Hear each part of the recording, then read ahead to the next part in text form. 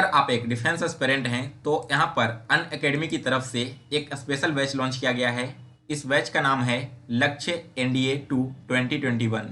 दोस्तों यह बैच 18 मार्च 2021 से 1 सितंबर 2021 तक चलने वाला है, जिसमें धर्मदेव मिश्रा सर के द्वारा आपकी इंग्लिश करवाई जाएगी, अर्पित चौधरी सर के द्वारा मैथ्स करवाए जाएंगे, रेशमा खान मैम के द्वारा साइंस और सौरभ कुशवाहा के द्वारा आपकी जीएस करवाई जाएगी। एक और बैच लॉन्च किया गया दोस्तों। इस बैच का नाम है MNDA। यह बैच 30 दिन का है, जो कि एक क्रैश कोर्स टाइप का है, जिसमें मैथमेटिक्स अनुज सेठ सर के द्वारा, साइंस रेशमा खान के द्वारा, सुमित कुमार के सर द्वारा जीएस करवाए जाएंगे, current affairs Saurabh Kushwaha sir के द्वारा और इंग्लिश आपकी DD मिश्रा के द्वारा करवाई जाएगी। दोस्तों यह बैच 15 मार्च से लेकर 15 अप्रैल तक यानी कि टोटल 30 दिनों तक चलने वाला है। अगर आप इनमें से किसी भी बैच में इनरोल करना चाहते हो तो लिंक मैंने इस वीडियो के डिस्क्रिप्शन बॉक्स में दे दिया है, आप वहां से इसे ज्वाइन कर लेना। और अगर वहां पर आप मेरा कोड यूज करते हो एग्जाम गुरु 10 तो इन सारे कोर्सेज पर आपको 10% की छूट भी मिल जाएगी। चलिए दोस्तों, अब आज का लेक्चर स्टार्ट करते हैं। Hello everyone, welcome to all of you in Exam Guru. दोस्तों एयरफोर्स, नेवी और कोस्ट गार्ड एग्जाम 2021 के लिए इस वीडियो में हम लोग मैथ्स के टॉप 10 इंपॉर्टेंट क्वेश्चंस को सॉल्व करेंगे।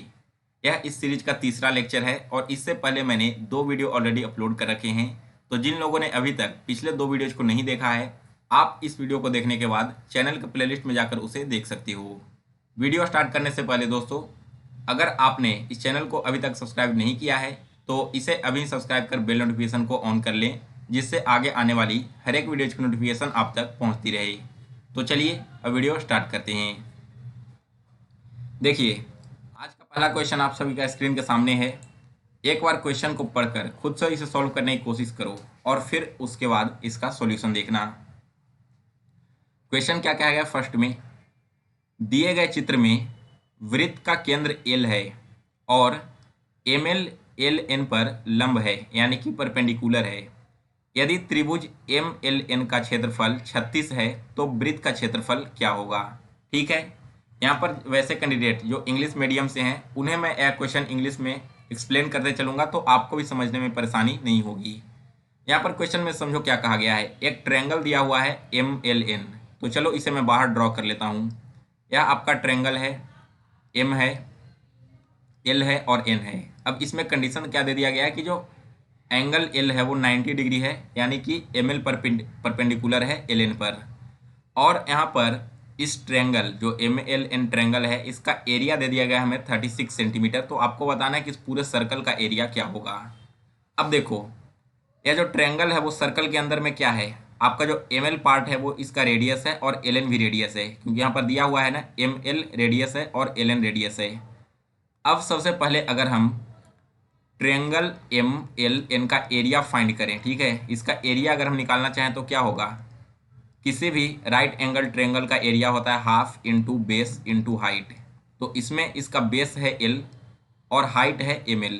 तो यहाँ पर हम क्या लिखेंगे? हाफ इंटू बेस की जगह R लिख सकते हैं, और जो हमारा हाइट दिया हुआ है यानी कि ML दिया हुआ है वो भी R है, तो इसे भी हम R लिखते हैं।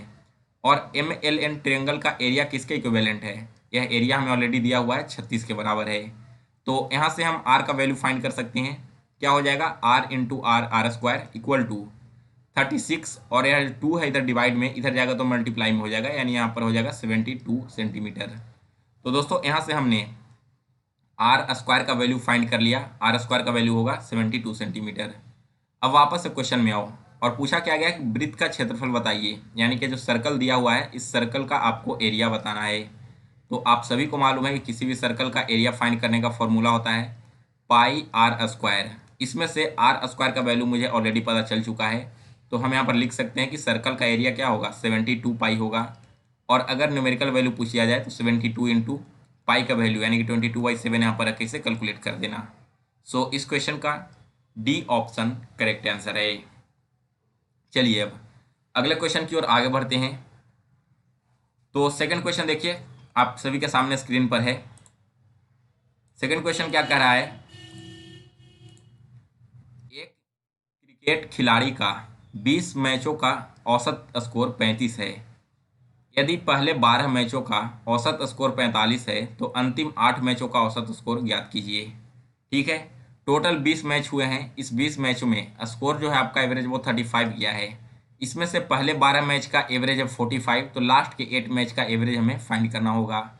देखो, सबसे पहले तो टोटल 20 मैच हुए थे और इसका एवरेज स्कोर क्या है, एवरेज स्कोर 35 है। तो इन दोनों को मल्टीप्लाई करके हम यह फाइंड कर सकते हैं कि टोटल रन्स कितने बने हैं 20 ओवर में। तो यहाँ पर क्या होगा, 20 गुना 35, 35 गुना 2 70, और 70 में एक शून्य यहाँ पर और लगा दो, यानी कि 700। यानी कि 20 मैचों में टोटल 700 रन बनाए गए हैं। अब जिन लोगों को यहाँ पर कन्फ्यूजन हो रहा है कि 20 गुना 35 यह मैंने कैसे किया, तो वो देखो, मानकर चलो कि हमें दिया हुआ रहता कि टोटल 700 रन यहाँ पर लगाए गए हैं और कितने ओवर में लगाए गए हैं, तो टोटल 20 मैचों में। तो इसका एवरेज निकालने के लिए हम क्या करते हैं, इस 700 वाले रन्स को 20 से डिवाइड कर देते हैं, तो यहाँ से इसका वैल्यू 35 आता है ना। बिल्कुल इसी फॉर्मूले को यहाँ पर इम्प्लीमेंट किया गया है। जो टोटल रन्स हैं और कितने मैच हैं, इसका एवरेज वैल्यू 35 यहाँ पर हमें ऑलरेडी दिया गया था। तो 35 में 20 हम मल्टीप्लाई कर दिए तो टोटल रन हमारा निकल कर यहाँ पर चला आया। यहाँ तक क्लियर है। तो देखो, 20 मैच में टोटल रन हमारे बने हैं 700। अब जो पहला 12 मैच हुआ था इसका एवरेज स्कोर 45 है, यानी कि पहले 12 मैच में हमारे टोटल कितने रन बने हैं, तो 12 गुना 45 करेंगे, यह आपका हो जाएगा 540 रन। यानी कि जो पहले 12 मैच हुए हैं, इस 12 मैच में टोटल 540 रन बच चुके हैं। अब हमसे पूछा गया कि 8 जो अंतिम में मैच हुए थे 12 मैच के बाद, उसका एवरेज स्कोर याद कीजिए। तो टोटल 700 रन बने हैं, जिसमें से 540 रन ऑलरेडी के 12 मैचों में बन चुके हैं। तो बचे हुए रन कितने रह गए हैं, यहाँ पर दोनों को माइनस कर दो तो यह हो जाएगा 160। यानी कि दोस्तों लास्ट के जो 8 मैच हुए थे इसमें 160 रन बने हैं। तो इसका एवरेज कैसे निकालेंगे, 160 को 8 से डिवाइड कर दो तो यह हो जाएगा 20। यानी कि लास्ट के 8 मैचों का औसत स्कोर है 20। बी ऑप्शन इस क्वेश्चन का करेक्ट आंसर है। चलिए नेक्स्ट क्वेश्चन है हमारा। देखिए अगला क्वेश्चन जल्दी से आप सभी लोग पढ़िए। क्या कहता है अगला क्वेश्चन, मोहन अपनी वस्तुओं को बेचने के लिए उन पर 20% की छूट देता है, लेकिन वह अपनी प्रत्येक वस्तु पर मूल्य को 35% वृद्धि करके अंकित करता है, तो उसका लाभ प्रतिशत ज्ञात कीजिए। देखो यहाँ पर क्वेश्चन क्या कहा गया कि मोहन किसी ऑब्जेक्ट को बेचता है, किसी एक वस्तु को बेचता है, तो उस पर 20% की छूट देता है, लेकिन छूट देने से पहले वो पहले से ही अपनी वस्तु का मूल्य क्या है वो 35% इंक्रीज करके लिखे हुए है। तो बताइए कि 20% छूट देने के बाद भी उसे कितने का लाभ यहाँ पर मिलता है। तो क्या करेंगे हम, सबसे पहले देखो, मान लो यहाँ पर कि जो उसका वस्तु का मूल्य है वो टोटल 100 रुपये था। तो अब देखो, बेचने से पहले वो क्या करता है, इसमें 35% की वृद्धि कर देता है, यानी कि 100 रुपये की जो वस्तु है उस पर वो अंकित कर देता है कि यह जो ऑब्जेक्ट है वो टोटल 135 रुपये का है, और इसके बाद वो 20% का इस पर छूट देने का नाटक करता है। यानी कि जो उसका ऑब्जेक्ट है वो 20% छूट देने के बाद कितने में बिकेगा, 80% पर बिकेगा। और 80% किसका है, 135 का है, क्योंकि उसका मार्केट प्राइस 135 है ना।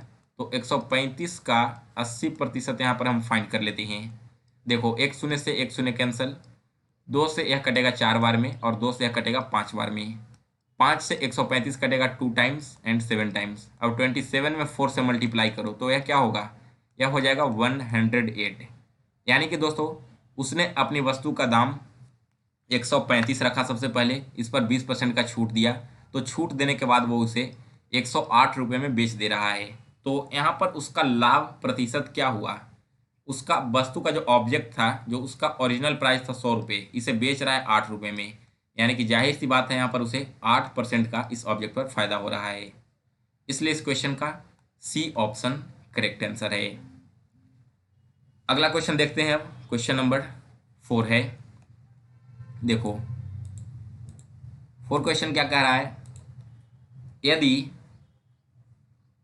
a प्लस बी बराबर 11 है, a इंटू बी बराबर 15 है, तो a square plus B square का मान बताइए। ठीक है, देखो इस क्वेश्चन में क्या करना है हमें, आपको एक फॉर्मूला याद होगा, आपने बचपन से भी पढ़ा होगा, a प्लस बी का होल स्क्वायर अगर हम निकालते हैं तो क्या होता है, a square plus B square plus 2 into A into B. अब अगर क्वेश्चन को ध्यान से समझो तो देखो, a प्लस वी का वैल्यू मुझे ऑलरेडी पता है 11 है, a इंटू वी का वैल्यू भी मुझे पता है 15 है। तो हमें केवल क्या करना है, a square plus B square का वैल्यू फाइंड करना है। तो अगर हम इन सारे डाटा को इस फॉर्मूले पर रख देते हैं तो हमारा आंसर निकल कर चला आएगा।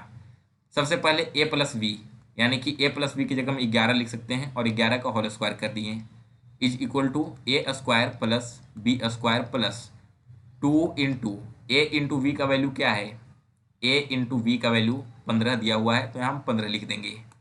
अब 11 का अगर स्क्वायर करते हैं तो 121 equal to A square plus B square plus 2 into 15 यहाँ पर 30 हो जाएगा। तो यहाँ से 121 माइनस 30 इक्वल टू क्या होगा, ए स्क्वायर प्लस बी स्क्वायर, और अगर आप 121 में से 30 को माइनस करोगे तो यह होगा 91, यानी कि इस क्वेश्चन का बी ऑप्शन करेक्ट आंसर है। नेक्स्ट है क्वेश्चन नंबर 21, यानी कि 5th क्वेश्चन आज के सीरीज का। दोस्तों अगर आप लोगों को वीडियो पसंद आ रही हो तो इस वीडियो को जल्दी से एक बार लाइक और शेयर कर दीजिए, फिर मैं इस क्वेश्चन का सॉल्यूशन आप लोगों को करवाता हूं। देखो 21 क्वेश्चन, पी क्यू आर एक ऐसा समद्विबाहु त्रिभुज है। समद्विबाहु त्रिभुज करने का मतलब क्या है कि ऐसा ट्रायंगल जिसका कोई दो एंगल इक्विवेलेंट हो, यानी कि मान लो इसका एंगल ये दोनों साइड इसका बराबर हो या फिर ये दोनों साइड बराबर हो। किसी भी ट्रायंगल में 3 में से अगर 2 साइड बराबर हो तो उसे हम समद्विबाहु त्रिभुज कहते हैं। चलिए ठीक है, तो क्या कर रहा है यहाँ पर, पी क्यू आर एक ऐसा समद्विबाहु त्रिभुज है कि P Q equal to Q R equal to 10 centimetre है और angle P Q R 90 degree है। भुजा पी आर पर क्यू से खींचे जाने वाले लंब की लंबाई ज्ञात करें। देखो सबसे पहले फिगर ड्रॉ कर देता हूं ताकि आपको यह क्वेश्चन बिल्कुल अच्छे से समझ में आए।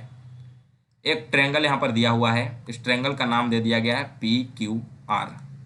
इसमें हमसे क्या कहा गया कि पी क्यू और क्यू आर दोनों इक्विवेलेंट है और दोनों का वैल्यू है 10 सेंटीमीटर, यानी कि यहाँ पर पी क्यू भी हमारा 10 सेंटीमीटर हो गया और क्यू आर भी 10 सेंटीमीटर हो गया।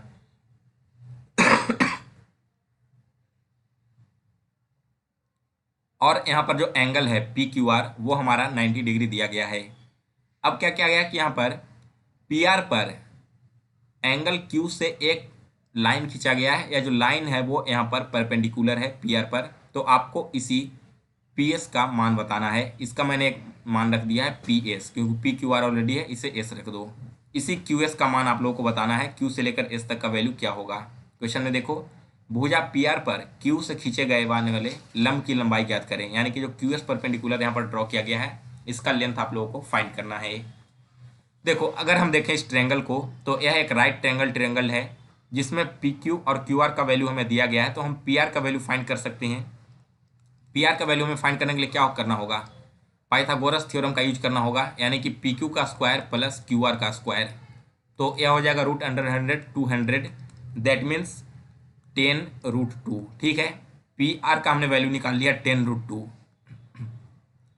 अब हमें क्यू एस का वैल्यू यहाँ पर फाइंड करके बताना है कि क्यू एस का वैल्यू क्या होगा। तो देखिए किसी भी राइट एंगल ट्रायंगल का एरिया कैसे निकलता है, half into base into height. That means हम कह सकते हैं कि अगर यहाँ पर हम हाफ इंटू इसका बेस क्या है, बेस हमारा हो गया क्यू आर, बेस की जगह हम क्यू आर लिख सकते हैं, और हाइट है पी क्यू, तो हाइट की जगह पी क्यू लिख सकते हैं ना। और देखो राइट एंगल ट्रायंगल का एरिया निकालने का एक फॉर्मूला तो मैंने आपको यहाँ पर यह बताया, और इसका एक और फॉर्मूला होता है, वो भी आप लोग याद रखो। इन्हीं दोनों फॉर्मूले को यूज करके हम इस क्वेश्चन को सॉल्व करेंगे।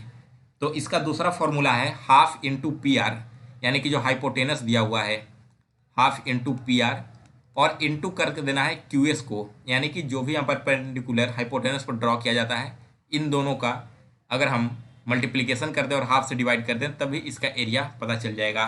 तो जो वैल्यू इसका होगा वही सेम वैल्यू इसका भी निकल कर आएगा ना।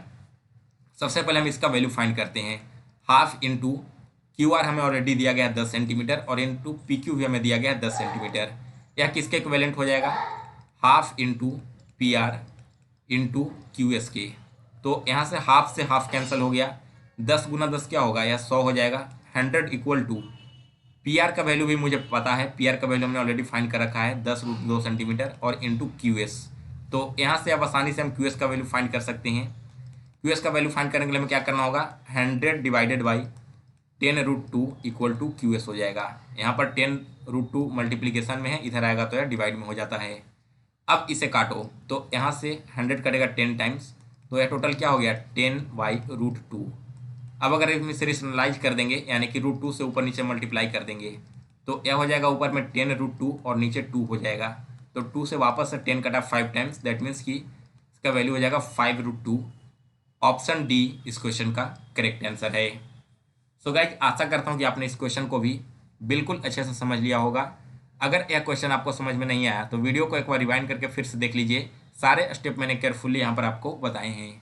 और दोस्तों अगर आपको आज की वीडियो पसंद आई हो तो इस वीडियो को लाइक, शेयर और सब्सक्राइब करना ना भूलें। साथ ही दोस्तों अगर आपने अभी तक हमें इंस्टाग्राम पर फॉलो नहीं किया है तो मेरा इंस्टा आईडी स्क्रीन पर है, आप इस आईडी से हमें फॉलो कर सकते हो। और फ्री के पीडीएफ डाउनलोड करने के लिए आप मेरे टेलीग्राम चैनल ज्वाइन कर लो, एग्जाम गुरु। तो कल मिलते हैं फिर से एक नए वीडियो के साथ, तब तक के लिए जय हिंद, जय भारत।